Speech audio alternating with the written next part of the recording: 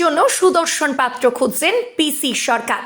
কি কি গুণ থাকতে হবে পাত্রের মধ্যে? মেয়েদের বিয়ে দিতে কাগজে বিজ্ঞাপন, স্বয়ম্বর করে নির্বাচন হবে সুযোগ্য পাত্র। 3 মেয়ের বিয়ের জন্য বিজ্ঞাপন দিলেন পিসি সরকার জুনিয়র।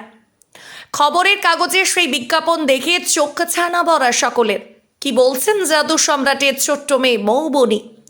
একসঙ্গে 3 মেয়ের বিয়ের বিজ্ঞাপন দিয়ে হইচই ফেললেন জাদু সম্রাট পিসি সরকার। রবিবাসরীয় সংবাদপত্রের পাত্র পাত্রী চায়, বিজ্ঞাপন বিভাগেই অ্যাড দেখে চোখ গোল গোল অনেকেরই। অনেকে তো একে ভুয়ো ভেবে বসেন শুরুতে। হবু জামাইয়ের যোগ্যতামান হিসাবে বিজ্ঞাপনে লেখা রয়েছে জাতি ধর্ম বর্ণ নির্বিশেষে 38 থেকে 45 বছর বয়সী সুদর্শন দীর্ঘাঙ্গ সুপ্রতিষ্ঠিত পাত্র চায়। পিসি সরকার জুনিয়র ও তার স্ত্রী জয়শ্রী সরকারের 3 কন্যা। বড় মেয়ে মানিকা সরকার তার বাবার পথে হেঁটে ম্যাজিক দেখান। মেজ এবং ছোট মেয়ে মমতাজ এবং মৌবনী দুজনই অভিনয় দুনিয়ার পরিচিত মুখ। মেয়েই এখনও বিয়ে করেননি, এবার শ্বশুর মশাই হতে চাইছেন জাদুকর পিসি সরকার জুনিয়র।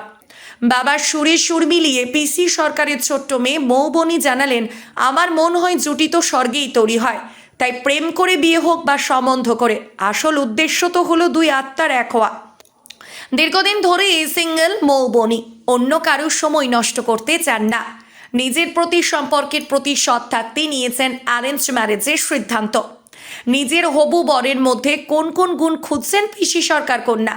মৌবনীর একটাই দাবি, আমার শুধু একটা ভালো মনের মানুষ চাই, তা না হলে তার সঙ্গে এক ছাদের নিচে থাকা সম্ভব নয়।